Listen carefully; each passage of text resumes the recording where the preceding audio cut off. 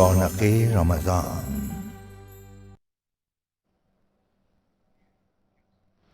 اعوذ باللہ من الشیطان الرجیم، بسم اللہ الرحمن الرحیم. محترم ناظرین، السلام علیکم. رونق رمضان کے ساتھ ایک بار پھر حاضر میں ہوں آپ کا میزبان انیق احمد. خواتین و حضرات، الحمدللہ پاکستان میں آج 15واں روزہ ہم سحری کا پروگرام شروع کر رہے ہیں، اور آپ کو معلوم ہے کہ سحر اور افطار کی ٹرانسمیشن ہوتی ہیں دنیا ٹی وی کے کراچی اسٹوڈیو سے. روزانہ ہم آپ کے سامنے حاضر ہوتے ہیں اور ہمارے ساتھ ہوتے ہیں ہمارے ملک کے جید علماء کرام. گفتگو ہوتی ہے بہت سارے موضوعات پر، وہ موضوعات جن کا تعلق براہ راست قرآن کریم سے ہوتا ہے. خواتین و حضرات، قرآن اور صاحب قرآن جب تک نہیں سمجھا جائے تب تک رمضان کے فیوض اور برکات سمیٹے ہی نہیں جا سکتے، یہ ہمارا کہنا ہے، اور اس پر گفتگو ہو رہی ہے مسلسل. خواتین و حضرات، آج انتہائی اہم موضوع، بلکہ ایک سیریز جس کا ہم آغاز کر رہے ہیں اپنے خصوصی مہمانوں کے ساتھ. آج کا موضوع ہے ہمارا اسوہ رسول کریم صلی اللہ علیہ وآلہ وسلم. لقد کان لکم فی رسول اللہ اسوۃ حسنہ. نبی کریم صلی اللہ علیہ وآلہ وسلم کی سیرت آپ کا اسوہ، تمام انسانوں کے لیے روشن مثال ہے، نمونہ ہے، رول ماڈل ہے. خواتین و حضرات، حسن یوسف دم عیسیٰ ید بیضا داری، آنچ خوباں ہم دارند تو تنہا داری. خواتین و حضرات، بہت اہم موضوع، اس پر ہم تفصیل سے بات کریں گے. سیرت اور اسوے کے درمیان کیا فرق ہے اس پر بات کریں گے.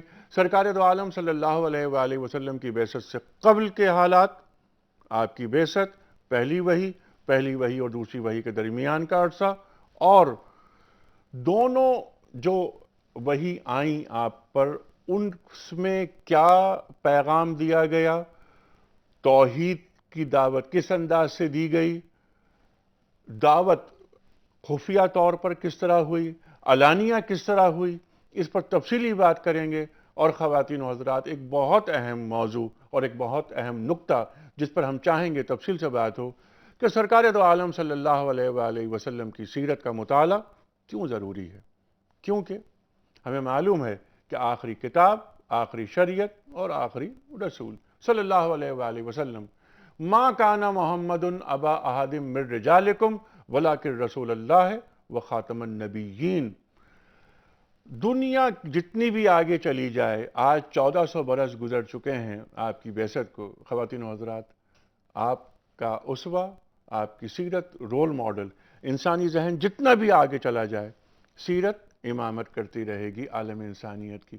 کیونکہ آپ صرف ایک خاص طبقے کے لیے نہیں، کسی ایک خاص گروہ کے لیے نہیں، کسی ایک خاص قوم کے لیے نہیں، آپ پوری کائنات کے لیے رسول بنا کر بھیجے گئے. خواتین و حضرات، ہم اسوہ رسول کریم صلی اللہ علیہ وآلہ وسلم پر تفصیلی گفتگو کریں گے، لیکن آپ جانتے ہیں کہ پروگرام کا آغاز ہوتا ہے آیات ربانی کی تلاوت سے. لاہور میں منتظر ہیں ہمارے محترم قاری خالد عثمان علوی الازہری صاحب. آیات ربانی کی تلاوت سے رونق رمضان کا آغاز ہوتا ہے. بہت شکریہ انیق صاحب. اعوذ باللہ من الشیطان الرجیم.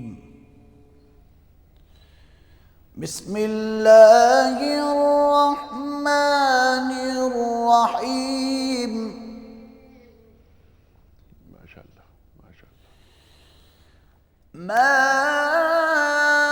أصاب من مصيبة في الأرض ولا في أنفسكم إلا في كتاب من قبل أن نبرأها. سبحان اللہ، سبحان إن ذلك على الله يسير. سبحان اللہ، سبحان اللہ. لكي لا تأسوا على ما فاتكم ولا تفرحوا بما آتاكم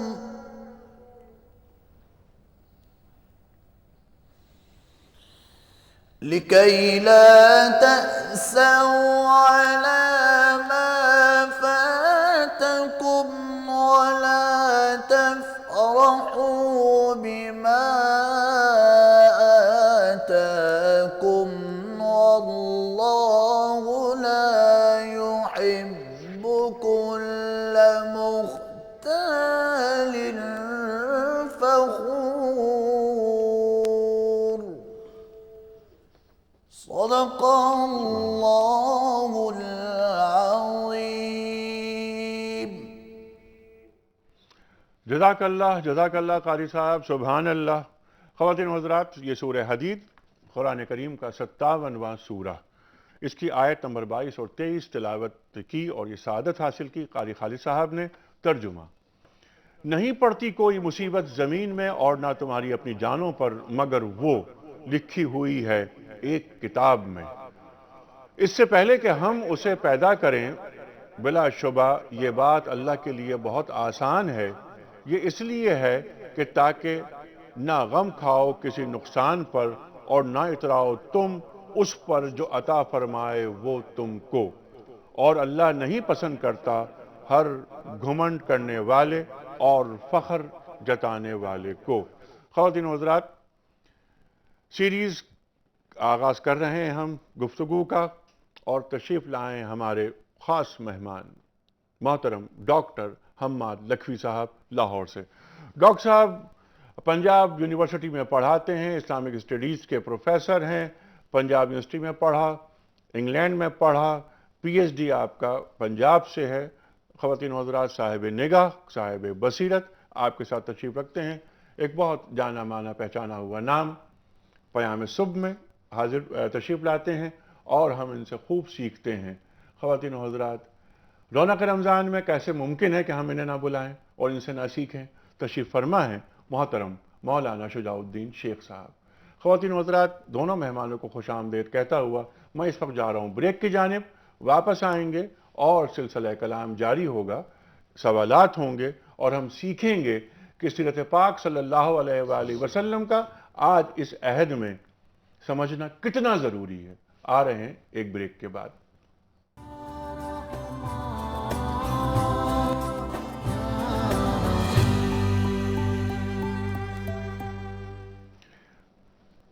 ویلکم بیک خواتین و حضرات. رونق رمضان میں ایک بار پھر خوش آمدید. تشریف فرما ہے محترم ڈاکٹر محمد حماد لکھوی صاحب، تو تشریف لائیں لاہور سے درخواست پہ ہماری. اور آپ کے ساتھ تشریف فرما ہے محترم مولانا شجاع الدین شیخ صاحب. موضوع ہمارا اسوہ رسول کریم صلی اللہ علیہ وآلہ وسلم. پروگرام کا آغاز کرتے ہیں ڈاکٹر صاحب سے. ڈاکٹر صاحب، لقد کان لکم فی رسول اللہ اسوۃ حسنہ، قرآن کریم نے ایک اصول بتا دیا ہمیں. یہ فرمائیے کہ اسوے میں اور سیرت میں کیا فرق ہے؟ جی، بسم اللہ الرحمن الرحیم. انیک صاحب بہت شکریہ. گزارش یہ ہے کہ اللہ تعالیٰ نے نبی پاک صلی اللہ علیہ وآلہ وسلم کو آپ کی سیرت کو ہمارے لیے نمونہ قرار دیا. لقد کان لکم فی رسول اللہ اسوۃ حسنہ کا معنی یہ ہے کہ نبی پاک صلی اللہ علیہ وآلہ وسلم نے جس طرح کی زندگی گزاری ہے، آپ کی پوری حیات طیبہ کے اندر آپ لوگوں کے لیے ماڈل ہے، نمونہ ہے. آپ ان کو بطور آئیڈیل سامنے رکھ کے اس طرح کی زندگی گزار سکتے ہیں.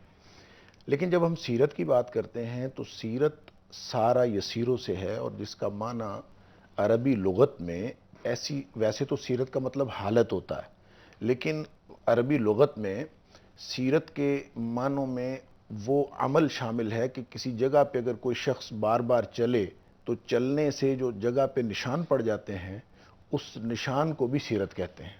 یعنی نبی پاک صلی اللہ علیہ وآلہ وسلم کی جو سیرت ہے وہ تو آپ کی حیات طیبہ پوری کی پوری اگر اس کا احاطہ کیا جائے تو وہ سیرت ہے.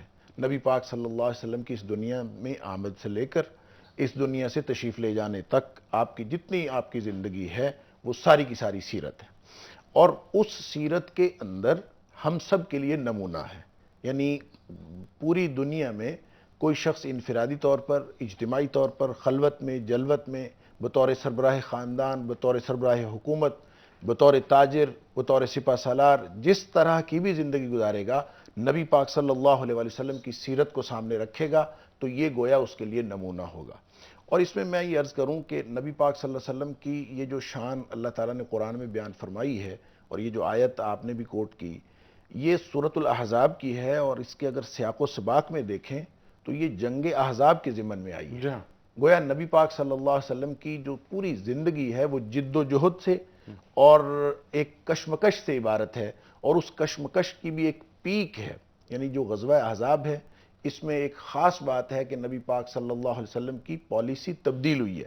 اس کے بعد یہ ایک انتہا ہو گئی تھی آپ کے خلاف کشمکش کی، تو اس موقع پر گویا اللہ کریم نے اہل ایمان کو یہ فرمایا ہے کہ نبی پاک صلی اللہ علیہ وسلم کی زندگی میں تمہارے لیے بہترین نمونہ، اور نمونہ اس طرح سے کہ جب ہم پورے دین کی بات کرتے ہیں تو اس دنیا میں واحد اتھارٹی نبی پاک صلی اللہ علیہ وسلم ہے، اور اتھارٹی اس لیے ہے کہ اللہ کریم نے قرآن میں ان کے لیے اتھارٹی دی ہے کہ وما ينطق عن الهوى ان هو الا وحی یوحی، جو بولتے ہی نہیں جب تک اللہ تعالیٰ کی طرف سے رہنمائی نہ آئے۔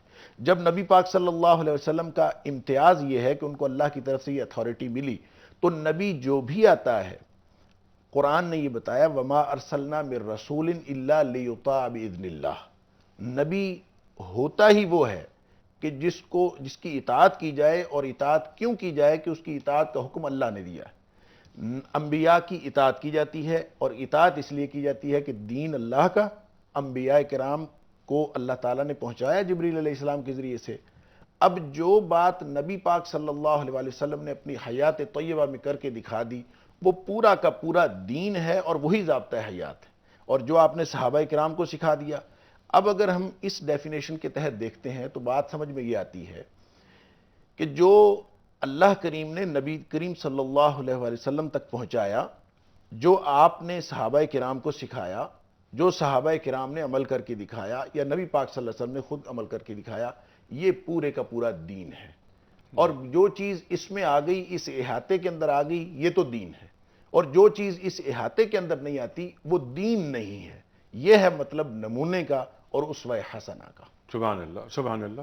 اور دو باتیں یہاں پر جو خاص ڈاکٹر صاحب یہ نکل کر آ رہی ہیں شیخ صاحب، کہ ایک تو یہ کہ سیرت سے اسوہ برآمد ہوتا ہے، ایک چیز تو یہ، دوسری چیز یہ کہ زندگی کا کوئی بھی شعبہ ہو اس میں رول ماڈل سرکار دو عالم صلی اللہ علیہ وآلہ وسلم، ہر شعبہ حیات میں کوئی دوسری شخصیت اس کائنات میں نہیں سوائے سرکار دو عالم کے صلی اللہ علیہ وسلم کی۔ اس پر میں چاہتا ہوں کہ آپ بات کریں۔ اعوذ باللہ من الشیطان الرجیم، بسم اللہ الرحمن الرحیم۔ جس آیت کا حوالہ آیا سورۃ الاحزاب کی آیت نمبر 21 ہے، اگر اس آیت کے اگلے حصے کو بھی ہم شامل کر لیں تو بات مکمل بھی ہوگی اور بہت ضروری بھی ہے۔ لقد کان لکم فی رسول اللہ اسوۃ حسنہ، یقیناً تمہارے لیے رسول اللہ صلی اللہ علیہ وسلم کی ذات مبارکہ میں بہترین نمونہ موجود ہے، لیکن آگے ایک شرط ہے، لمن کان یرجو اللہ والیوم الآخر وذکر اللہ کثیرا، جو اللہ پر ایمان رکھتا ہو، جو آخرت کے دن پر ایمان رکھتا ہو، جو کثرت سے اللہ کا ذکر کرتا ہو۔ رسالت مآب صلی اللہ علیہ وسلم کی حیات طیبہ پر لکھنے والے بولنے والے ہزاروں اور لاکھوں ہیں، اور ان میں غیر مسلموں کی بھی ایک بہت بڑی تعداد ہے۔ بسا اوقات ہم مسلمان کچھ زیادہ ہی مرعوب ہو کر غیر مسلموں کے کوٹیشنز کوٹ کرنا شروع کرتے ہیں کہ جناب گاندھی جی نے یہ فرمایا رسالت مآب کے متعلق۔ جب شبلی نعمانی کی سیرت النبی جیل میں پڑھی تو گاندھی کو بھی اعتراف کرنا پڑا کہ 2 جلدوں کے بعد مزید اس ذات مبارکہ کے متعلق مجھے پڑھنے کی کوئی حاجت نہیں۔ ہم مائیکل ایچ ہارٹ کو بھی کوٹ کرتے ہیں، A selection and gradation of most 100 influential personalities in the history، اور وہ کہتا ہے کہ رسول اللہ محمد کریم صلی اللہ علیہ وسلم وہ تاریخ انسانی میں کامیاب ترین انسان ہیں۔ یہ بھی نوٹ کرنے کی ضرورت ہے، اس نے only person کہا ہے، پروفٹ نہیں کہا ہے۔ لیکن ان لوگوں کو اس اسوہ سے فائدہ نہ ملا، کیونکہ شرط لازم کیا تھی؟ اللہ پر ایمان، آخرت پر ایمان، اور کثرت سے اللہ سبحانہ وتعالیٰ کا ذکر۔ اگر یہ شرائط پوری نہ ہو تو اسوہ کا بیان بھی ہو جائے گا، اس پر عالمی شہرت یافتہ کتاب بھی لکھ لی جائے گی، اس پر سیرت کے جلسے بھی منعقد کر لیے جائیں گے، شاید عشق و محبت کے دعوے بھی سامنے آ جائیں گے، مگر بالفعل یہ اسوہ فائدہ نہیں دے سکے گا۔ تو اس آیت کا مکمل بیان بہت ضروری ہے کہ شرط ہے اللہ پر ایمان اور آخرت پر ایمان۔ جس کو کل جواب دہی کا احساس ہوگا اس کو اس اسوہ سے فائدہ ملے گا. جو اللہ کا واقعتاً کثرت سے ذکر کرنا چاہے گا اس کو اس اسوہ سے فائدہ ملے گا. ٹھیک ہے، کیونکہ یہ سوانح عمری نہیں ہے، جی یہ اسوہ ہے، اسوہ ہے یہ سیرت ہے. جو صرف بیان کے لیے نہیں ہے بلکہ اس لیے کہ اس پر عمل درآمد کیا جائے. ٹھیک ہے، کچھ کالز لیتے ہیں جی بالکل. پھر بات آگے بڑھے گی. جی السلام علیکم جناب والا، کیا سوال؟ بیت اللہ کراچی سے بات کر رہا ہوں. جناب والا. سر میرا سوال ہے، جی جی ہم لوگ کاروبار کر رہے ہیں نیٹ سپلائی کا. جی کراچی سے ٹینکر بھر کے افغانستان لے جاتے ہیں. ہاں لوگ بولتے ہیں اس پہ جہاز اڑاتے ہیں، لوگ مرتے ہیں. کوئی بولتے ہیں اس پر نیچے گاڑی چلتے. اس پہ ہم کو بہت سے مشکل راستے میں آتے، کوئی لوگ رکواتے، کوئی کیا کرتے. یہ کاروبار ہم لوگ کے لیے جائز ہے یا ناجائز ہے؟ اس پر فائرنگ بھی ہوتے ہے جہاز سے. ہمارا علم میں یہ نہیں ہے کہ یہ فائرنگ کے لیے لے جاتے ہیں، کس چیز کے استعمال کے لیے لیتے ہیں، لیکن ہم اپنے مزدوری کے لیے گھومتے پھرتے ہیں. ٹھیک ہے ٹھیک ہے، آپ کا سوال آ گیا. اگلا سوال لیتے ہیں، بہت اہم سوال ہے یہ اور بہت ہی بلکہ حساس سوال بھی ہے یہ. جی اگلا سوال لیتے ہیں. السلام علیکم. وعلیکم السلام. جی میں وجیحہ بات کر رہی ہوں کراچی سے. جی وجیحہ، کیا سوال؟ جی مجھے یہ کہنا تھا، شام میں آپ کے پروگرام میں کہا گیا تھا کہ دعاؤں میں تقدیر بدل دی جاتی ہے. جی دعائیں تقدیر بدل دیتی ہیں. جی بالکل. جی تو کیا یہ پاسبل ہے کہ دعاؤں سے تقدیر بدل جائے؟ جی اور جی یہ اچھا اس پہ بات کریں دوسری گے. بات مجھے یہ کہنی تھی جی کہ آپ لوگ سوالات تو بہت سارے لے لیتے لیکن جوابات اپنی مرضی دیتے ہیں آپ لوگ. نہیں میں نے لاسٹ ٹائم بھی سوال کیا تھا تو پوری سحری میں اس کا جواب نہیں ملا، اور افطار میں بھی مجھے کافی دیر میں جواب ملا. جی اس کی وجہ یہ ہے کہ سوالات بہت زیادہ ہوتے ہیں، مہمان اس کے سامنے رکھتے ہیں سوالات، کچھ سوالات ایسے ہوتے ہیں جو رہ جاتے ہیں، لیکن کوشش کریں گے کہ آج آپ کا سوال جواب کے بغیر نہ رہے. اچھا پہلا سوال جو آیا تھا ڈاکٹر صاحب اس پہ ذرا بات کیجئے. بڑا اہم موضوع ہے اور نازک موضوع ہے. حساس نیٹو سپلائز. دیکھیں جی، میرا خیال ہے کہ یہ کنفیوژن کا دور ہے، ابہام کا دور ہے، اور دین کے بارے میں اور خاص طور پر جو ہمارا ابھی مولانا بات کر رہے تھے کہ لمن کان یرجو اللہ والیوم الاخر، جو آخرت کے دن پر ایمان رکھتا ہے اور جس کو یہ ذہن میں تصور واضح ہے کہ میں نے اللہ کو جواب دینا ہے، اس کے لیے ابہام نہیں ہونا چاہیے اور کنفیوژن نہیں ہونا چاہیے کسی چیز کے اندر. اور نبی پاک صلی اللہ علیہ وسلم کا فرمان بھی ہے کہ جس چیز میں شک ہے وہ بات چھوڑ دیں اور اس چیز کو کریں جس چیز کے اندر شک نہیں ہے. لیکن یہاں مجبوری ہے، ایک مزدور آدمی ہے، وہ ٹرالر لے کے جاتے ہیں، نیٹو سپلائز کا فائرنگ ہو جاتی ہے. انیک صاحب جو اضطرار کی بات ہے نا، مجبوری کی بات، مجبوری کا اسلام کا جو اصول ہے، میرا خیال ہے یہ بھی مس انٹرپریٹ ہوا ہے ہمیشہ، اس لیے کہ اصول اضطرار اس وقت اپلائی ہوتا ہے فَمَنِ اسْتُرَّ غَيْرَ بَاغٍ وَلَا عَادٍ فَلَا إِثْمَ عَلَيْهِ. یہ اس وقت اپلائی ہوتا ہے جب دیگر تمام راہیں مسدود ہو جائیں. یعنی یہ آدمی مزدوری اس وقت کر سکتا ہے کسی ایسے کام میں جب اس کو اس کام کے علاوہ اور کوئی مزدوری ملتی ہی نہیں ہے.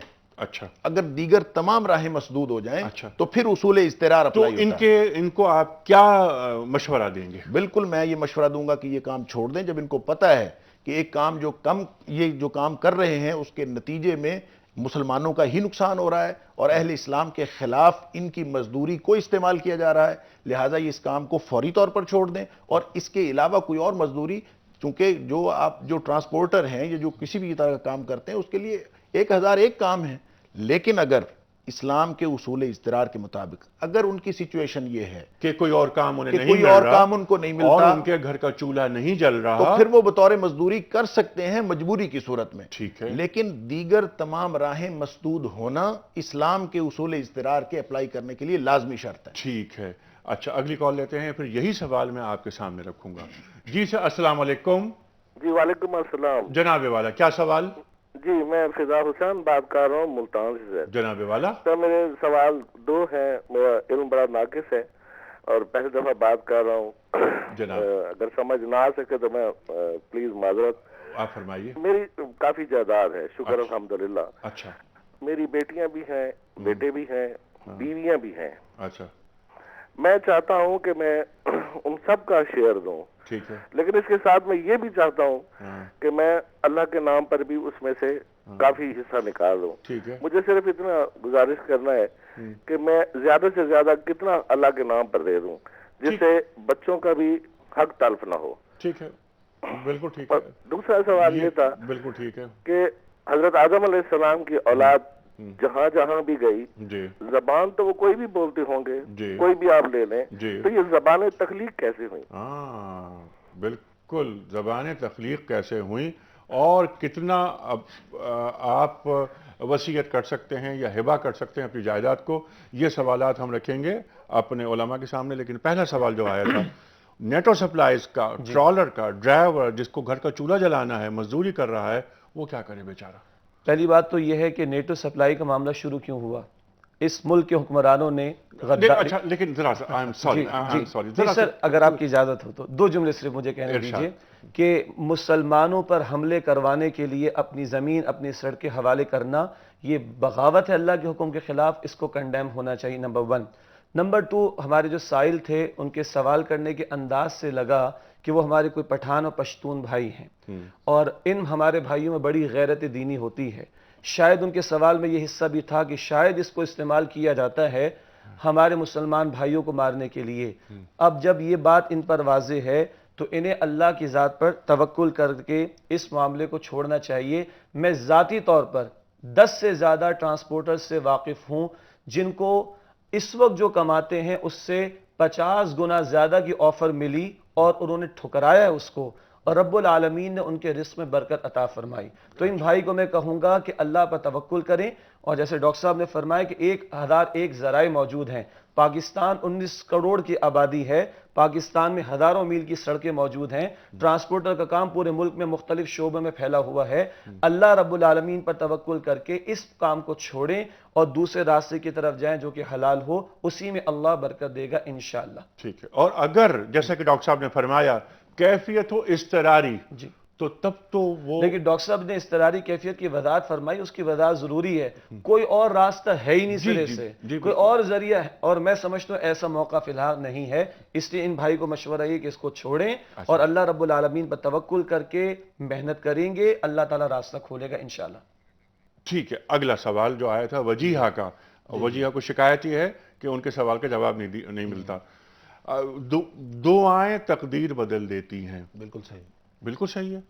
اس کی وضاحت چاہتی ہیں. دیکھیں یہ تو قرآن پاک میں بھی اللہ کریم نے فرمایا یمحو اللہ ما یشاء ویثبت, کہ کتاب اللہ کی ہے, وعندہ ام الکتاب, جو لوح محفوظ جو اصل کتاب ہے جس پہ ساری تقدیریں لکھی ہوئی ہیں وہ تو اللہ کے پاس ہے نا. تو اس آیت کا اگر میں عام فہم مفہوم سمجھوں تو وہ یہ ہے کہ کتاب اللہ کی لکھی اس نے, اور کسی کو معلوم نہیں کہ کیا لکھا ہے, تو وہ چاہے لکھے چاہے مٹائے چاہے باقی رکھے, یہ تو اس کی مرضی ہے. ہمیں کیا معلوم کہ اللہ میاں نے کیا لکھا تھا اور کیا اس میں سے مٹایا اور کیا برقرار رکھا. اور باقی نبی پاک صلی اللہ علیہ وسلم کا اس بارے میں واضح ارشاد ہے کہ الدعاء رد القضاء اور لا يرد القضاء الا الدعاء, کہ دعا کے علاوہ کوئی چیز تقدیر نہیں بدلتی. اور پھر نبی پاک صلی اللہ علیہ وسلم نے جو دعا کی قبولیت کی صورتیں بتائی ہیں اس میں بھی ایک صورت یہ ہے کہ جو دوسری صورت بتائی کہ دعا تو وہ کسی اور چیز کے لیے مانگ رہا تھا, لیکن اس کے اوپر کوئی مصیبت آنے والی تھی, اللہ تعالیٰ اس دعا کی وجہ سے, اس کی دعا اس طرح تو قبول نہیں ہوئی جس طرح اس نے مانگی تھی, لیکن اس دعا کی وجہ سے اللہ تعالیٰ نے اس پر آنے والی مصیبت ٹال دی. کتنا اہم نقطہ ہے یہ, سبحان اللہ سبحان اللہ. اس لیے دعا مانگنا کبھی نہیں چھوڑنا چاہیے. دعا تو مانگنا تو اللہ تعالیٰ, ادعونی استجب لکم, دنیا کے سارے جتنے بڑے ہیں وہ مانگنے سے پریشان ہوتے ہیں اور مانگنے سے ناراض ہوتے ہیں, اور اللہ کریم نہ مانگنے والوں سے ناراض ہوتا ہے, کیونکہ دعا مومن کا ہتھیار ہے. اور الدعاء هو العبادہ, دعا ہی تو عبادت ہے. سبحان اللہ سبحان. اور الدعاء مخ العبادہ, یہ دعا مغز ہے عبادت کا, مغز ہے. ٹھیک ہے, ہم ایسا کرتے ہیں کچھ کالز لیتے ہیں. جی السلام علیکم. السلام علیکم جی. جناب والا فرمائیے. میں آزاد کشمیر سے بات کر رہا ہوں جی. جناب والا, آپ کا دنیا ٹی وی کا پروگرام بڑے شوق سے دیکھتے ہیں. بہت شکریہ. ہمارے آزاد کشمیر میں بہت دیکھا جاتا ہے یہ چینل. اللہ کا شکر ہے. اکثر ہم شہری کے ٹائم پہ یہ دیکھتے ہیں. تو میرا سوال یہ ہے علماء دین سے جی کہ ہمارے یہاں جب انسان فوت ہو جاتا ہے تو اس کے بعد اس کی نماز جنازہ پڑھائی جاتی ہے, تو اس کے بعد نماز جنازہ پڑھانے کے بعد مولوی صاحب دعا کرتے ہیں اور میت کو اٹھا کے قبر کی طرف لے جاتے ہیں. ہاں تو یہاں پہ اکثر بعض جگہ پہ اس طرح ہوتا ہے کہ میت کو نماز جنازہ کے بعد اس کا قرآن کا دوران کرتے ہیں. اچھا. تو قرآن ایک عالم کے پاس ہوتا ہے، مولوی صاحب کے پاس، وہ اپنے ہاتھ میں لیتے ہیں. اچھا. اور اس کے بعد چند پیسے ہوتے ہیں وہ گھر والوں کی طرف سے دیتے ہیں. اچھا. وہ دوران کرتے ہیں. یہ جائز ہے؟ اسلام اس کے بارے میں کیا کہتا ہے؟ ذرا تفصیل سے اس کی اوپر روشنی ڈالیں. یعنی جو قرآن وہ پڑھتے ہیں اس کے پیسے لیتے ہیں، یا وہ 8-10 بندے اکٹھے کھڑے ہو جاتے ہیں، ایک دائرہ بنا کے اس میں کھڑے ہوتے ہیں. اس کے بعد وہ دوران کرتے ہیں میت کو، اس کے بعد جنازے کی طرف لے کے جاتے ہیں. تو ہمیں یہ سمجھ نہیں آتی کہ نماز جنازہ کے بعد جو ہے جنازہ ختم ہونے کے بعد میت کو پڑھنے کے بعد دعا ہوتی ہے، اس کے بعد لے جاتے ہیں قبرستان کی دفنانے کی طرف.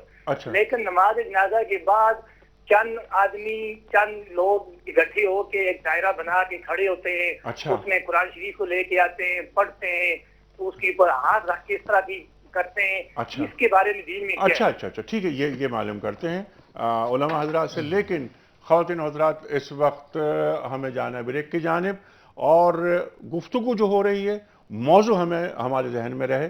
آج کا موضوع ہمارا یہ ہے سرکار دو عالم صلی اللہ علیہ وآلہ وسلم کا اسوہ، رہتی دنیا تک تمام انسانوں کے لیے رول ماڈل، عملی نمونہ. ہم بات کر رہے ہیں سیرت پر، اسوے پر، اور سرکار دو عالم صلی اللہ علیہ وآلہ وسلم کی حیات مبارکہ کے ایک ایک گوشے کو ہم تفصیل کے ساتھ یہاں پر بیان کروائیں گے، سوالات اٹھائیں گے. اور بعثت سے قبل آپ کی حیات مبارکہ، بعثت، اقرأ بسم ربک الذی خلق، خلق الانسان من علق، اقرأ وربک الاکرم الذی علم بالقلم، علم الانسان ما لم یعلم. پہلی وحی نازل ہو رہی ہے، اس کے بعد ایک گیپ ہے. اس گیپ آنے کے بعد کیا ہے؟ اگلی وحی آتی ہے، یا ایھا المدثر قم فانذر وربک فکبر. وہاں سے کیا ہوتا ہے کہ خفیہ طور پر دعوت کا اعلان ہوتا ہے، دعوت دی جاتی ہے. اس کے بعد علانیہ دعوت دی جاتی ہے اپنے قریبی عزیزوں کو، رشتہ داروں کو، اور یوں معاملہ آگے بڑھتا ہے. خواتین حضرات صفا کی چوٹی پہ کھڑے ہو کر سرکار دو عالم صلی اللہ علیہ وآلہ وسلم پیغام دے رہے ہیں توحید کا. شرک نہ کرو، بتوں کو نہ پوجو، آخرت پر ایمان لاؤ، جزا اور سزا بتا رہے ہیں، اور اخلاقیات کا درس دے رہے ہیں. خواتین حضرات، یہ دعوت دین پہنچائی جا رہی ہے. سیرت پاک صلی اللہ علیہ وآلہ وسلم پر تفصیلی گفتگو ہوگی. خواتین حضرات، اس وقت ہمیں جانا ہے ایک بریک کی جانب. اس بریک کے دوران اذان فجر لاہور بھی ہم سنیں گے. آ رہے ہیں بریک کے بعد.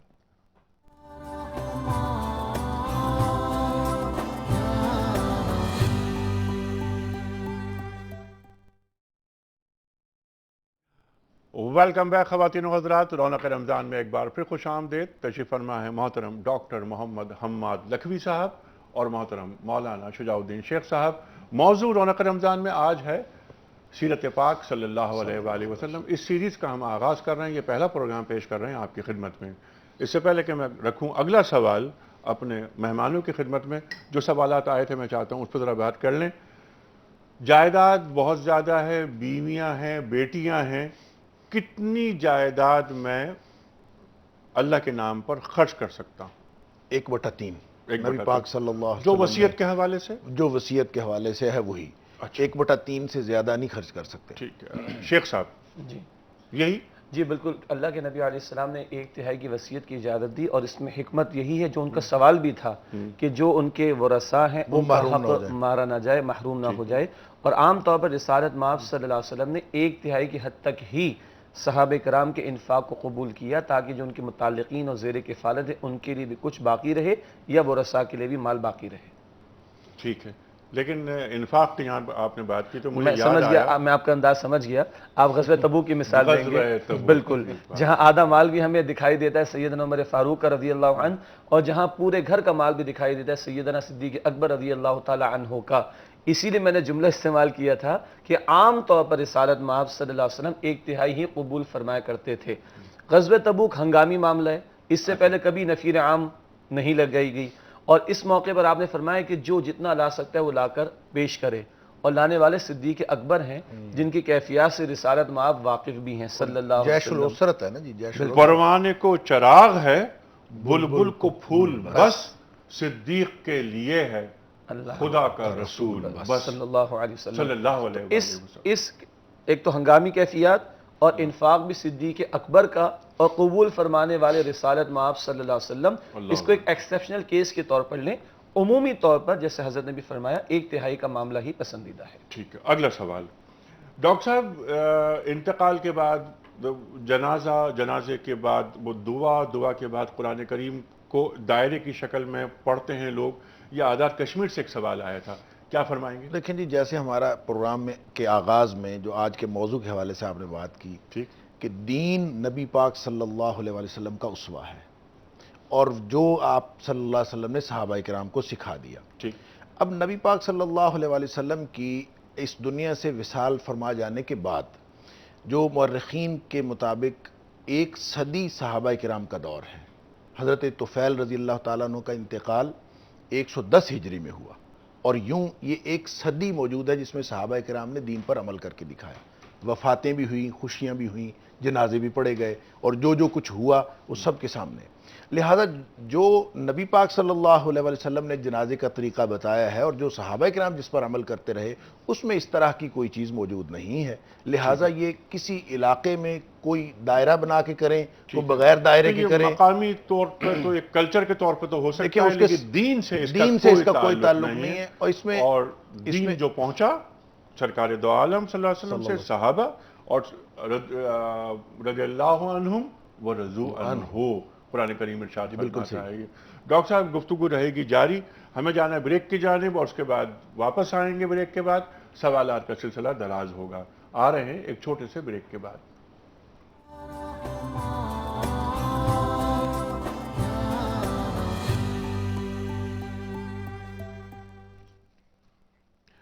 ویلکم بیک خواتین و حضرات. رونق رمضان میں ایک بار پھر خوش آمدید. تشریف فرما ہے محترم ڈاکٹر محمد حماد لکھوی صاحب. تشریف لائیں لاہور سے. استاد ہیں پنجاب یونیورسٹی کے، اسلامک اسٹڈیز ڈپارٹمنٹ میں پڑھاتے ہیں. آپ کا P H D Punjab University سے، اس کے بعد پوسٹ ڈاکٹریٹ کے لیے آپ گئے لنڈن. خواتین و حضرات بہت اہم شخصیت ہیں، صاحب نگاہ ہیں، کئی کتابوں کے مصنف ہیں. آپ کے ساتھ تشریف فرما ہے محترم مولانا شجاع الدین شیخ صاحب. سب آپ سے واقف پروگرامز میں تشریف لاتے ہیں. ہمارے پیام صبح ہو یا رونق رمضان، ہم شیخ صاحب سے ہمیشہ سیکھتے ہیں. اس سے پہلے کہ اگلا سوال رکھوں اور کچھ کالز لوں جو کہ ویٹ پر ہیں، کوئز کمپٹیشن. آج کا سوال میں دہراتا ہوں آپ کے سامنے. آپ کو معلوم ہے کہ روزانہ شام کو 6:03 پر قرآن اندازی ہوتی ہے کمپیوٹر کے ذریعے، اور ایک خوش نصیب کی خدمت میں ہم پیش کرتے ہیں 3 انعامات. پہلا انعام کتابوں کا سیٹ، دوسرا انعام ڈیجیٹل قرآن کریم اور تیسرا انعام انا حاجی اور دنیا ٹی وی کے اشتراک سے عمرے کا ٹکٹ مکمل پیکج کے ساتھ. انا حاجی کا یہ کہنا ہے اور بہت خوب کہنا ہے کہ عمرہ اور حج اب ہر شخص کی دسترس میں. صرف www.anahaji.com پہ جائیے. اس ویب سائٹ پہ تمام تفصیلات ملیں گی. ممبر بنیے اور ایک کارڈ آپ کو ایشو ہوگا.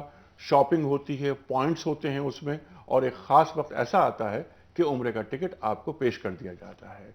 آج کا سوال، کس عبادت کے بارے میں اللہ تعالیٰ نے فرمایا کہ وہ میرے لیے ہے اور میں ہی اس کی جزا دوں گا؟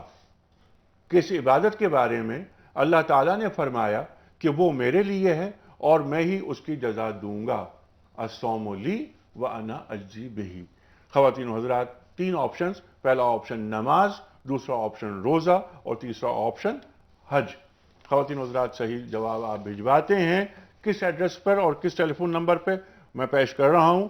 ہمارے فون نمبر ہیں 021345286061، 021345270009. ہمارا ای میل ایڈریس ہے rr@duniatv.tv اور آپ ہمیں ایس ایم ایس روانہ کرتے ہیں. RR آپشن لکھتے ہیں اور 3031 پر سینڈ کر دیتے ہیں. کچھ کالز لیتے ہیں پھر ہم بات آگے بڑھائیں گے. جی السلام علیکم. جی وعلیکم السلام. جناب والا. جی انیک صاحب بات کر رہے ہیں؟ جی بول رہا ہوں جناب والا. کیا سوال ہے؟ انیک صاحب پہلے تو یہ مجھے آپ کے پروگرام کی بہت تعریف کرنی تھی، آپ کی کرنی تھی. ماشاءاللہ اللہ آپ کو جزائے خیر دے. آمین ثم اور آمین. اس کے علاوہ یہ کہ شجاع الدین شیخ صاحب جو ہیں وہ مطلب آئے ہیں آپ کے پاس، ہمارے بڑے مطلب پسندیدہ ہیں یہ. اچھا. اور آپ کے پروگرام کے توسط سے ہی یہ نظر آ رہے ہیں ظفرت رمضان میں. خیر اچھا انیک صاحب یہ میرے اصل میں 2 سوال تھے. جی فرمائیے. اور ایک جو ہے وہ مطلب سوال یہ تھا، ایک تو یہ بتائیے گا کہ یہ غیرت ایمانی اور غیرت دینی کا کیا مطلب ہے؟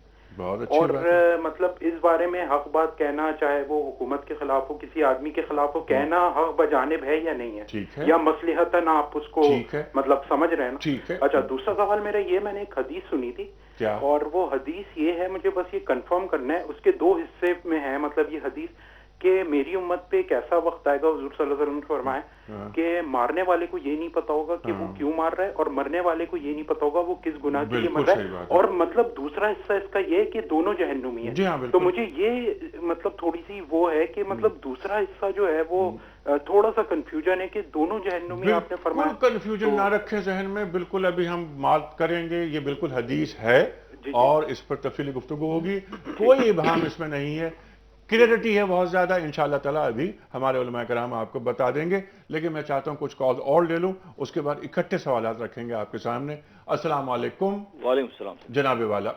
سر میں یہ کہہ رہا تھا کہ ہمارے معاشرے میں بے صبری بہت بڑھتی جا رہی ہے نا۔ ہاں، بے صبری تو جیسے حضور صلی اللہ علیہ وسلم کی ذات درگزر سے بھری پڑی تھی نا، سبحان اللہ سبحان اللہ، تو اس کے اوپر تھوڑی کچھ چیزیں بتائیں کہ لوگ جی برداشت کیسے پیدا ہو، تحمل کیسے پیدا ہو، رواداری کیسے پیدا ہو، یہ بہت اہم سوال ہے۔ معاشرے میں بے صبری پیدا ہوتی جا رہی ہے۔ خواتین و حضرات یہ تینوں سوالات رکھتے ہیں یک کے بعد دیگرے۔ شیخ صاحب میں شروع کرتا ہوں آپ سے، یہ غیرت ایمانی کیا ہوتی ہے؟ اللہ رب العالمین ہم سے مطالبہ کرتا ہے کہ ہم اس کی بندگی اختیار کریں اور اس کی نافرمانی کو چھوڑیں۔ ٹھیک، اس سے بڑھ کر مطالبہ کرتا ہے اس کے ساتھ ساتھ کہ اس کی بندگی کو پروموٹ کرنے کی کوشش کریں اور اس کی نافرمانی کو مٹانے کی کوشش کریں۔ مثلا نبی اکرم صلی اللہ علیہ وسلم کی حدیث مسلم شریف میں، تم میں سے جو کوئی برائی کو ہوتا ہوا دیکھے اپنے ہاتھ سے اس کو بدل دے، اگر اس کی استطاعت نہیں تو زبان سے بدلے، اور اگر اس کی بھی استطاعت نہیں تو اپنے دل میں برا جانے۔ ترجمانی یہ ہوگی کہ زبان اور ہاتھ سے بدلنے کا ارادہ رکھے۔ اگر دل میں بھی برائی کی برائی نہیں تو فرمایا کہ وَلَيْسَ وَرَاءَ ذَلِكَ مِنَ الْإِيمَانِ حَبَّةُ خَرْدَلٍ، اس کے بعد ایمان رائی کے دانے کے برابر بھی نہیں ہے۔ تو بندہ مومن اگر واقعتاً مؤمن ہوگا تو اللہ کی مرضی اپنے وجود پر نافذ کرے گا اور اس کی نافرمانی سے بچنے کی کوشش کرے گا، اور خارج میں اللہ رب العالمین کے احکامات کی پاسداری کرانے اور اس کی نافرمانی کو مٹانے کی کوشش کرے گا۔ اسی کو امت کا فریضہ کہا گیا۔ سورہ آل عمران آیت نمبر 110، کنتم خیر امت اخرجت للناس تأمرون بالمعروف وتنہون عن المنکر، تم بہترین امت ہو جنہیں انسانوں کے لیے پیدا کیا گیا، تم بھلائی کا حکم دو گے، بدی سے روکو گے۔ آخری حصہ یہ عرض کرنا چاہوں گا کہ جب صدیق اکبر رضی اللہ تعالیٰ عنہ کے دور میں کچھ لوگوں نے زکوٰۃ دینے سے انکار کیا تو صدیق اکبر رضی اللہ تعالیٰ عنہ نے غصے کا اظہار فرمایا اور فرمایا کہ کیا یہ دین کو تبدیل کریں گے وَأَنَا حَيٌّ، جبکہ میں ابھی زندہ ہوں، میرے جیتے جی کیسے ممکن ہے کہ اللہ کا حکم پامال ہو جائے؟ تو اللہ کا حکم ٹوٹتا ہو اور مومن خاموش بیٹھا رہے، اس کے چہرے کا رنگ بدلتا بھی نہ ہو، یہ غیرت ایمانی کے خلاف ہے۔ اسی پر وہ حدیث آتی ہے جب فرشتے کو اللہ رب العالمین بھیجتے، بحقی شریف کی روایت، اور کہتے ہیں کہ فلاں فلاں بستی کو تباہ و برباد کر دو، تو فرشتہ عرض کرتے ہیں یا اللہ وہاں تیرے ایک بندہ جس نے پلک جھپکنے کی مقدار کے برابر بھی تیری نافرمانی نہیں کی۔ اللہ فرماتے پہلے اس پہ الٹو، پہلے اس کو عذاب دو، پھر باقی لوگوں کو عذاب دینا، اس لیے کہ ہمارے احکامات ٹوٹتے تھے، ہمارے خلاف بغاوت ہوتی تھی، اور وہ عبادت میں مصروف وہ رہتا اپنی ذاتی عبادت میں مشغول تھا، اور اس کے چہرے کا رنگ تبدیل بھی نہیں ہوتا۔ اللہ اکبر، اللہ اکبر، اس پر اللہ کا عذاب بھڑکا ہے، اس پر اللہ کا عذاب۔ غیرت ایمانی، بالکل، اور غیرت ایمانی جس میں ہوتی ہے اس کا ذہن کبھی غلام نہیں ہوتا، مرغوب نہیں ہوتا، مرغوب نہیں ہوتا۔ اور یہاں کیا ہے کہ کیا گیا ہے غلامی میں مبتلا تجھ کو کہ تجھ سے ہو نہ سکی فقر کی نگہبانی۔ خواتین و حضرات، یہ بہت اہم بات کہ غیرت ایمانی آدمی کے اندر ہمیشہ موجود رہنی چاہیے، اور مسلمان کبھی بھی بے غیرت نہیں ہو سکتا۔ یہ سبق مل رہا ہے ہمیں ان واقعات سے۔ خواتین و حضرات، بریک پہ جا رہے ہیں، واپس آئیں گے اور مزید سلسلہ جوڑیں گے۔ موضوع ہمارا ہے سیرت پاک صلی اللہ علیہ وآلہ وسلم۔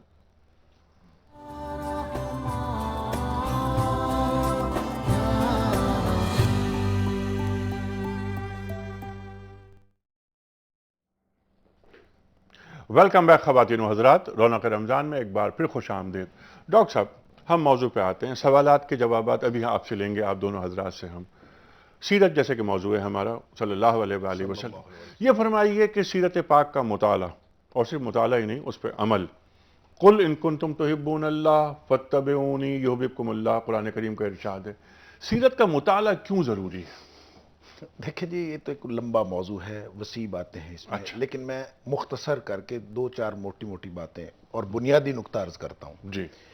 کہ اللہ تعالیٰ نے انسانوں کو پیدا فرمایا، انسانوں اور جنوں کو اپنی بندگی کے لیے. ٹھیک. اور بندگی ہے عبدیت. ہم اس کو عبادت سمجھتے ہیں، عبادت عبدیت کو شامل ہے. کیا اچھی بات. لیکن اللہ کریم عبدیت کا تقاضا فرماتے ہیں، اور عبادت یعنی جو چند ریچولز ہیں وہ عبدیت کے اندر شامل ہیں کہ پوری زندگی اللہ تعالیٰ کی غلامی میں گزرے. اور غلامی کا مظہر دو چیزیں ہوتی ہیں. ایک ہوتا ہے کہ جو بندہ حکم دے اس پہ مانتے جاؤ، یہ بھی غلامی ہے. اور غلامی کا دوسرا مظہر یہ ہے کہ جو وہ کرتا جائے اس کے پیچھے پیچھے کرتے جاؤ. ان دونوں کا شریعت اسلامیہ کی زبان میں ایک کا نام اطاعت ہے اور ایک کا نام ہے اتباع. گویا اطاعت اور اتباع مل جائے تو غلامی ہوتی ہے. پیدا ہوا ہے انسان اللہ کی غلامی کے لیے، اور اللہ کریم کی اطاعت تو ہو سکتی ہے. اطاعت نام ہے تعمیل حکم کا، اور اتباع نام ہے نقش قدم کی پیروی کا. اور اطاعت تو اللہ کریم کی ہو سکتی ہے کہ اللہ تعالیٰ عرش سے ہمیں حکم دیتا جائے، ہم مانتے جائیں. لیکن اتباع ہو نہیں سکتی، اس لیے کہ اگر کوئی شخص نہ اللہ کریم کا کوئی نقش ہمارے سامنے، نہ ہم اس کے پیچھے چل سکتے ہیں، تو فالو کرنا گویا عبدیت کا تقاضا نصف رہتا. عبدیت پوری نہ ہو سکتی اگر نبی کریم صلی اللہ علیہ وسلم اس دنیا میں تشریف نہ لاتے. اب نبی کریم صلی اللہ علیہ وسلم تشریف لائے ہیں، تو کوئی شخص اگر اللہ کی غلامی کا حق ادا کرنا چاہتا ہے تو وہ نبی پاک صلی اللہ علیہ وسلم کی سیرت کا مطالعہ کرے گا، اس کے آپ کے فٹ پرنٹس کے پیچھے چلے گا، آپ کی باتوں کی اتباع بھی کرے گا اور اطاعت بھی. اور اس میں ایک بڑا اہم نقطہ قرآن پاک نے بیان فرمایا کہ اطاعت تو اللہ کی ہو سکتی تھی، اتباع نہیں ہو سکتی تھی. تو اللہ تعالیٰ نے اتباع کے لیے ایک شخصیت نبی پاک صلی اللہ علیہ وسلم عطا فرما دیے. لیکن اطاعت بھی فرمایا من یطع الرسول فقد اطاع اللہ. ٹھیک ہے. اطاعت بھی نبی کریم صلی اللہ علیہ وسلم کی ہی کر لی جائے تو اللہ کا حق اطاعت ادا ہو جاتا ہے. ٹھیک ہے. لیکن اس اطاعت کے لیے اتباع ضروری ہے. میں وہی اور وہ جی آپ نے بہت اچھی گفتگو فرمائی. اور وہ فٹ پرنٹ نقش قدم پہ چلنا ہے. اصل میں محبت پیدا ہوتی ہے اطاعت سے، اور پھر وہ محبت ملاتی ہے اللہ تعالیٰ سے. مطالعہ نہیں کریں گے، اگر نبی پاک صلی اللہ علیہ وسلم کی سیرت کا مطالعہ نہیں کریں گے تو حقیقت بات یہ ہے کہ پورا دین نہیں، اللہ تعالیٰ کی ذات کا تعارف بھی نبی کریم صلی اللہ علیہ وسلم سے تعارف حاصل کرنے کے بعد ہوتا ہے. اور قرآن کا تعارف بھی اس وقت ہوتا ہے. یعنی قرآن اس لیے ہے کہ نبی کریم صلی اللہ علیہ وسلم نے بتایا. اللہ الرحمن کا تعارف بھی نبی پاک صلی اللہ علیہ وسلم نے بتایا. تو پوری دنیا میں جتنے حقائق ہیں، اور خاص طور پہ اس کو ہم اگر اس بحث میں لے جاتے ہیں جو ذرائع علم کی بحث ہے، تو دنیا میں کوئی ذریعہ علم اتھینٹک نہیں ہے. ہر ایک کے اندر کمی ہے، ہر ایک کے اندر نقص ہے. اور اگر کوئی اتھینٹک سورس آف نالج ہے تو وہ صرف نبی کریم صلی اللہ علیہ وسلم کی لائی ہوئی ہدایت ہے. تو خلاصہ یہ کہ قرآن کریم اس وقت تک سمجھ میں نہیں آ سکتا جب تک کہ صاحب قرآن کو نہ سمجھا جائے، اور اللہ تعالیٰ کی معرفت اس وقت تک حاصل نہیں ہو سکتی جب تک نبی پاک صلی اللہ علیہ وسلم نبی کی معرفت صلی اللہ علیہ وسلم کی حاصل نہ ہو. بالکل صحیح. ٹھیک ہے. اسی بات کو لے کے آگے چلیں گے. کچھ کالز لے لیتے ہیں شیخ صاحب، پھر یہی سوال رکھوں گا میں آپ کے سامنے. جی السلام علیکم. وعلیکم السلام. جناب والا فرمائیے سر. جناب لائن کٹ گئی میرا خیال ہے ان کی. ایک اور کالر ان کو لے لیتے ہیں. السلام علیکم. میرا سوال یہ تھا جی سر کہ یہ کیا نبی کریم صلی اللہ علیہ وسلم کے زمانے میں ایسا ممکن تھا کہ اگر دو مسجدیں ہیں برابر یا آگے پیچھے تو اس میں خطبہ الگ پڑھایا جائے جمعے کے دن؟ دوسری بات یہ تھی جی کہ پاکستان مسلم اسٹیٹ ہے، جی کوئی ایک دنیا کا مسلم ملک ایسا کوئی ہے جس میں دو یہ آئیں کہ صاحب روزہ اس وقت کھولیں اور اس وقت رکھیں ٹائمنگ؟ اچھا بس یہ پوچھنا تھا اسلام میں اس کی کوئی حیثیت ہے؟ بالکل اس کی کوئی حیثیت نہیں ہے. اصل میں تو عبادتیں پہنچتی نا اللہ کی طرف. یہ دو وقت ہوں یا اس کی جو تعبیرات ہیں، تشریحات ہیں مختلف، بس جو جس طرح رکھ رہا ہے روزہ ڈاکٹر صاحب اور شیخ صاحب، میرا خیال ہے کہ اس کو گفتگو میں نہیں لانا چاہیے. کیا فرماتے ہیں آپ؟ دیکھیے ایک مسئلہ آج کل یہ چھڑا ہوا ہے، ایک ٹیلی ویژن پہ مجھے اتفاق ہوا سننے کا ایک پروگرام میں کہ ایک ہی وقت میں سارے پاکستان کے لوگ افطار کیوں نہیں کرتے؟ تو اس مسئلے کو سمجھ لیں کہ ہر علاقے میں غروب کا وقت الگ ہوگا، صبح صادق کا وقت الگ ہوگا، جیسے ہر ٹیلی ویژن کے اوپر ہم مختلف اوقات، وہ تو الگ جغرافیائی مسئلہ ہے نا، یہاں تو فقہی مسئلے کی بات کر رہے ہیں۔ میں کرتا ہوں، اس پر بھی لوگوں نے بحثیں شروع کر دی ہیں، تو یہ تو بہت نیچرل ہے کہ صبح صادق کا وقت اور افطار کا وقت الگ ہوگا۔ ایک بات ہو گئی، اصل میں سوال کا مقصد وہ ہے جو دو مختلف فقہوں میں، جی میں اسی کی بات کر رہا ہوں، تو اس کو یہ کیا کوئی ایشو ہے؟ یہ ایشو نہیں ہے۔ بنیادی مسئلہ کیا ہے کہ ثم اتموا الصیام الی اللیل، قرآن نے کہا رات تک روزے کو مکمل کرو۔ اہل سنت کے نزدیک وہ غروب ہوتے ہی رات شروع ہو جاتی ہے، دیگر حضرات اس پہ تھوڑا اہتمام کرتے ہیں، کچھ تاخیر۔ ڈاکٹر صاحب کیا یہ ایشو ہے؟ میرا خیال ہے اس پہ ایشو یہ بالکل ایشو نہیں ہے نا، ٹھیک ہے۔ اچھا، یہ جو سوالات آئے تھے میں چاہ رہا تھا، لیکن بلکہ پہلے وہ سوال جو میں نے اب رکھا تھا میں چاہتا ہوں اس پر آپ کے کمنٹس آئیں۔ جی سرکار، اچھا اس میں تھوڑی سی ایک بات میں اضافہ کرنا چاہتا ہوں۔ وہ بات یہ، ایک تو یہ کہ قرآن سمجھ میں نہیں آ سکتا ہمیں جب تک کہ ہم رسول کریم صلی اللہ علیہ وسلم کا ہمیں تفہیم نہ ہو، نبوت ہمیں نہیں معلوم ہو، رسالت نہیں معلوم ہو ہمیں۔ یہ تو ہم مسلمان کی حیثیت سے بات کر رہے ہیں، آپ یہی فرمائیے۔ اور ایک غیر مسلم کس طرح سیرت پاک کا مطالعہ کرے تاکہ وہ دین سے قریب آئے؟ جی، جیسے ڈاکٹر صاحب نے ارشاد فرمایا کہ اللہ سبحانہ وتعالیٰ کا تعارف بھی رسالت مآب سے ملا، قرآن کا تعارف بھی رسالت مآب سے ملا صلی اللہ علیہ وسلم۔ ٹیکنیکلی ایمان کی تعریف ہی یہی ہے، تصدیق بما جاء بہ نبی علیہ السلام، ہر اس بات کی تصدیق کرنا جو نبی علیہ السلام لے کر آئے۔ ٹیکنیکلی سپیکنگ رسالت مآب کو ماننا پہلے لازم ہے، تب ہم اللہ کو مانتے ہیں، تب ہم قرآن کو مانتے ہیں۔ عملی اعتبار سے آئیے، اما عائشہ رضی اللہ تعالیٰ عنہ کا قول بہت مشہور ہے، کانا خلقہ القرآن، رسالت مآب صلی اللہ علیہ وسلم کے اخلاق کیا تھے؟ وہ قرآن تھے۔ قرآن الفاظ میں کتابی شکل میں ہے اور قرآن عمل میں رسالت مآب کی حیات طیبہ۔ اس زمین پر، اس کائنات میں واحد ذات جو ڈیوائنلی سرٹیفائیڈ ہے، جن کا ہر قول وحی کے تابع، جن کا ہر عمل وحی کے تابع، وہ رسالت مآب کی ذات ہے۔ قرآن کہتے ہیں سورہ نجم کی آیت نمبر 3 اور 4، جس کا حوالہ بھی آیا، ما ينطق عن الهوى ان هو الا وحی یوحی، نبی اپنی خواہش سے کچھ ارشاد نہیں فرماتے، جو کچھ بھی ارشاد فرماتے ہیں وہ اللہ کی وحی کے تابع، ہر قول اللہ کی وحی کے تابع۔ ایک سے زائد مرتبہ قرآن نے کہلوایا، مثلا سورہ اعراف کی آیت نمبر 203 اور 4 میں تفصیل ہے، ان اتبع الا ما یوحی الی، میں صرف اسی بات کی پیروی کرتا ہوں جو مجھ پر وحی کی جاتی ہے۔ تو آپ کا ہر قول، آپ کا ہر عمل اللہ کی وحی کے تابع۔ کائنات میں کسی شخصیت کے متعلق یہ بات نہیں کی جا سکتی جو خود قرآن نے صاحب قرآن محمد کریم صلی اللہ علیہ وسلم کے متعلق فرما دی۔ پھر اگلی بات، جیسے بندگی کا ذکر آیا، بندگی کے لیے نمونہ ہے رسالت مآب صلی اللہ علیہ وسلم کی ذات مبارکہ۔ اگر وہ سامنے نہ ہو تو اللہ کی بندگی کا تقاضا پورا ہی نہیں ہو سکتا، جو کہ میری اور آپ کی زندگی کا مقصد حیات ہے۔ تقاضا پورا نہیں ہو سکتا، تصور بندگی واضح نہیں ہو سکتا۔ بالکل بالکل، ورنہ انسان افراد و تفرید کے دھکوں کے اندر مبتلا ہو جائے گا۔ ایک اور اہم بات، ہم اپنے والدین کو اتنا نہیں جانتے جتنا ہم اللہ کے رسول کو جانتے ہیں صلی اللہ علیہ وسلم۔ ہمیں بمشکل اپنے والدین کی 2-4 پسندیدہ ڈشز کا معلوم ہوگا، لیکن رسالت مآب صلی اللہ علیہ وسلم کی اسوہ پر مرتب شدہ ایک کتاب بھی لے لیں تو آپ نے زندگی میں کوئی شے ایک مرتبہ بھی استعمال فرمائی، آج ہم 1400 برس کی تاریخ سے اوتھینٹک بنیادوں پر اسے بھی ثابت کر سکتے ہیں۔ بات آئی غیر مسلم کے حوالے سے، 40 برس کی عمر اللہ کے رسول علیہ السلام کی مشرکین کے سامنے کھلی ہے، صداقت اور امانت کی گواہی مشرکین کی طرف سے آ رہی۔ ہرقل کے دربار میں ابو سفیان جاتے ہیں اور ہرقل سوال کرتا ہے، اور ابھی ابو سفیان ایمان نہیں لائے اور جھوٹ بول نہیں سکتے۔ پوچھا گیا کیا کبھی محمد صلی اللہ علیہ وسلم نے جھوٹ بولا؟ کہا کبھی انہوں نے جھوٹ نہیں بولا ہے۔ یہ تو اس وقت کے کفار کی گواہی ہے۔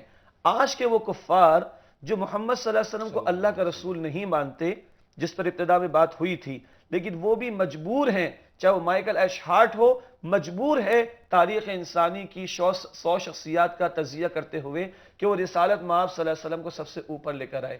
گاندھی مجبور ہے یہ کہنے پر کہ میرے سامنے 1936 میں اپنے کینڈیڈیٹ سے کہتا ہے کانگریس کے، میرے سامنے تمہارے سامنے پیش کرنے کے لیے سوائے ابو بکر صدیق اور عمر فاروق رضی اللہ تعالی عنہما کے کوئی مثال موجود نہیں ہے۔ اور یہ کس کے تربیت یافتہ تھے؟ یہ رسالت مآب صلی اللہ علیہ وسلم کے تربیت یافتہ تھے۔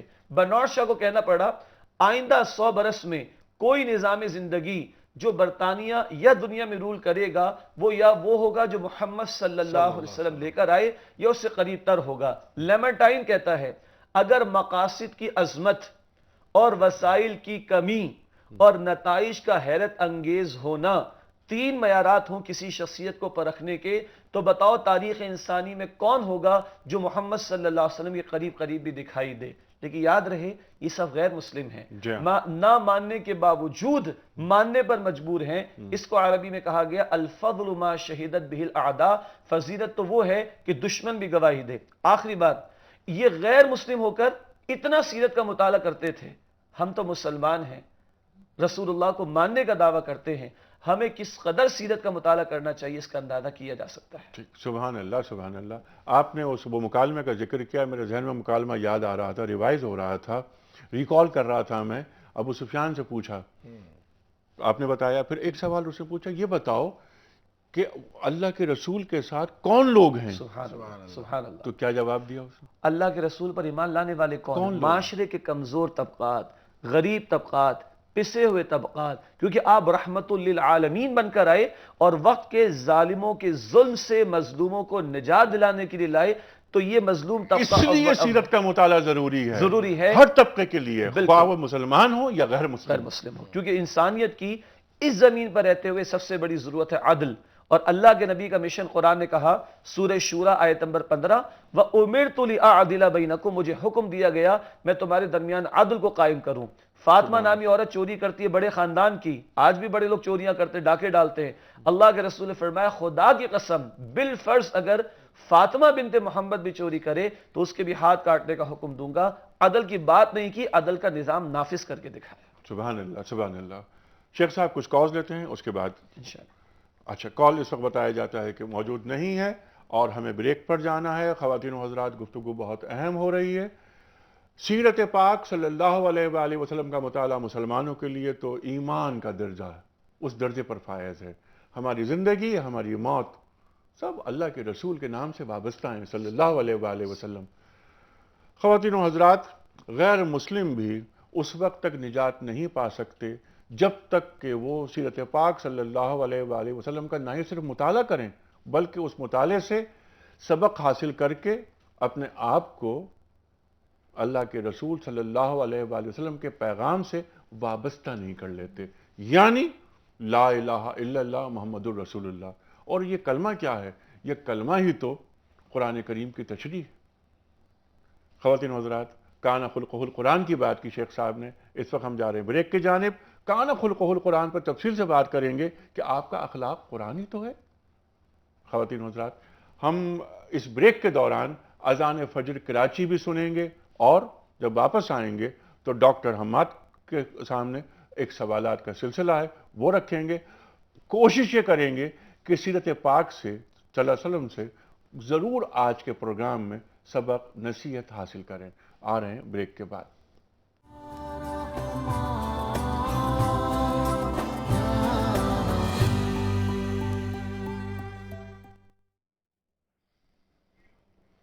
ویلکم بیک خواتین و حضرات.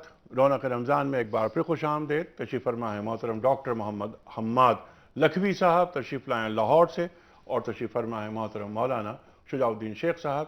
موضوع اسوہ رسول کریم صلی اللہ علیہ وآلہ وسلم. یہ پہلا پروگرام پیش کر رہے ہیں اور خواتین و حضرات ایک سیریز ہے جس کا ہم نے آغاز کیا اور انشاءاللہ تعالی اس پر ایک طویل پروگرام ہوں گے، طویل سیریز چلے گی یہ، اور مختلف علماء کرام تشریف لاتے رہیں گے، سوالات ہم کرتے رہیں گے اور علماء کرام سے سیکھتے رہیں گے سیرت طیبہ کے مختلف پہلو.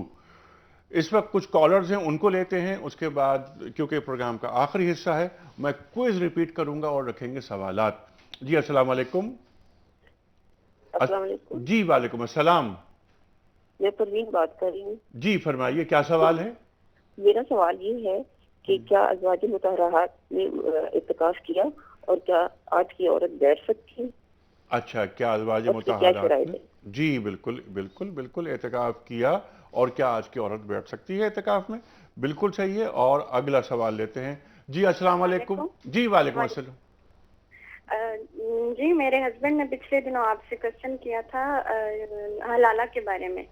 جی جی جی اس کے ڈیٹیل کچھ سامنے رکھ کے تو اس کا مسئلہ میں پوچھنا چاہتی ہوں جی کہ میں سیکنڈ وائف ہوں ان کی، تو انہوں نے اپنی وائف کو، ان کی جو پہلی وائف ہے وہ تقریباً 18 ایئرس کی ہے، ان کی میرج جو لائف ہے، اچھا، تو 14 سال پہلے انہوں نے اپنی وائف کو گھریلو معاملات کی بنا پہ اور اس کی بدتمیزی کی بنا پہ طلاق دے دی تھی. اچھا، تو پھر گھر والوں نے ان کی رضامندی کرا کے تو حلالے کی شرط رکھ کے تو ان کا دوبارہ نکاح کروا دیا. اچھا، تو اس کا جو نکاح ہے وہ چھوٹے بھائی سے کیا گیا تھا.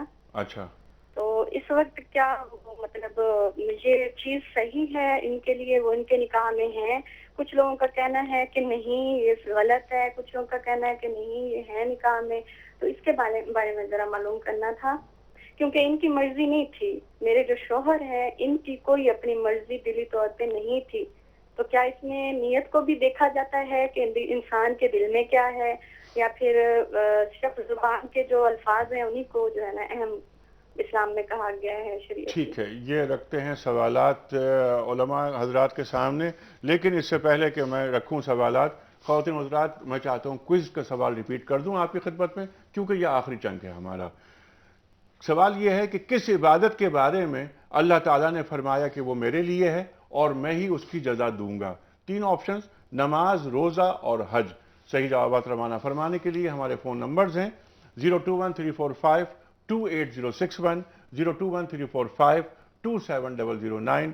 ہمارا ای میل ایڈریس ہے rr@duniatv.tv، اور آپ ہمیں SMS کرتے ہیں دوسرا آپشن اپنا 3031 پر RR لکھ کر.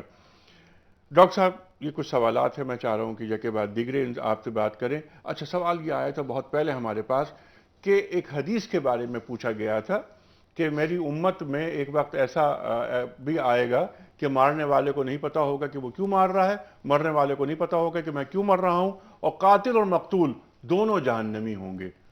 ڈاکٹر صاحب، مسلم شریف کی حدیث ہے، نبی پاک صلی اللہ علیہ وسلم نے فرمایا یہ قرب قیامت کا جو ماحول ہے یہ اس کے بارے میں فرمایا. اصل میں بات یہ ہے کہ جو قتل ہے وہ اتنا بڑا جرم ہے کہ قرآن نے کہا کہ کسی کو ایک کو قتل کر دیا بغیر کسی وجہ کے، فَكَأَنَّمَا قَتَلَ النَّاسَ جَمِيعًا، ایسے ہے جیسے پوری انسانیت کو قتل کر دیا. اس کے لیے شریعت نے بنیادیں رکھی ہیں، اور وہ بنیاد اگر موجود نہ ہو تو پھر چاہے کوئی مار رہا ہے تو وہ بھی جہنمی ہے، اور جو مر رہا ہے وہ اس لیے جہنمی ہے کہ وہ بھی تو اپنے بھائی کو، نبی پاک صلی اللہ علیہ وسلم میں دوسری حدیث کے اندر ہے کہ وہ بھی تو اپنے بھائی کو قتل کرنے کے درپے تھا.